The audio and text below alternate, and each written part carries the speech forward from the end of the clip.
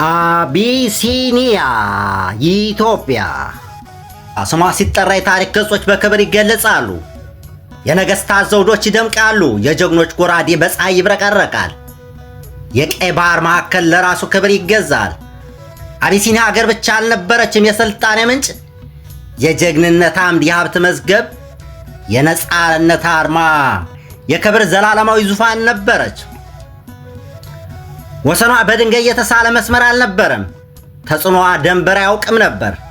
ከአፍሪካ ጫፍ እስከ ቀይ ባህር፣ ከቀይ ባህር እስከ አረብ በረሃ፣ ከዚያም እስከ ህንድ ውቅያኖስ፣ ከዚያም እስከ አውሮፓ ንጉሳዊ አዳራሾች ድረስ ዝናዋ እንደ ንስር ይበር ነበር። ቀይ ባህር ለአቢሲኒያ ውሃ አልነበረም፣ የዓለም የንግድ ደም ስር ነበር።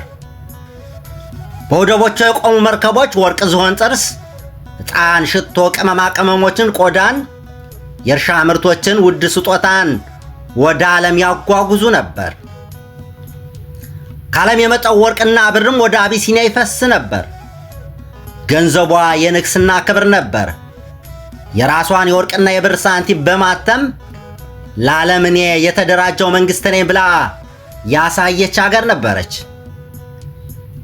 የኢኮኖሚዋ ምሰሶም እርሻ፣ እንስሳት፣ ማዕድን፣ ንግድና የባህር መስመሮች ነበሩ።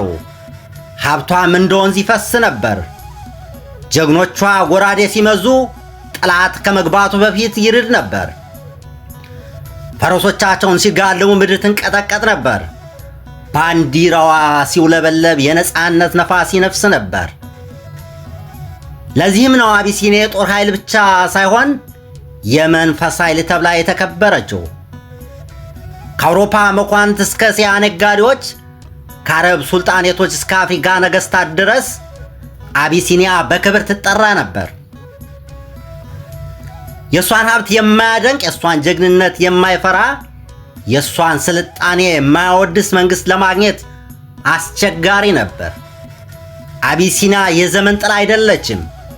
የዘመን ብርሃን ናት። የንግድ ንግሥት ናት። የቀይ ባህር እመቤት፣ የጀግኖች እናት፣ የክብር መዝሙር፣ የአፍሪካ ዘውድ ናት። ዝናዋ ዛሬም በታሪክ ገጾች ይኖራል፣ በልቦችም ይነግሳል።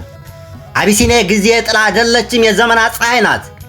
የቀይ ባህር ንግሥት፣ የአፍሪካ ዘውድ፣ የነገሥታት ክብር፣ የጀግኖች መኩሪያ፣ የንግድ መስቀለኛ፣ የስልጣኔ ብርሃን፣ የዘላለም ስም ነች።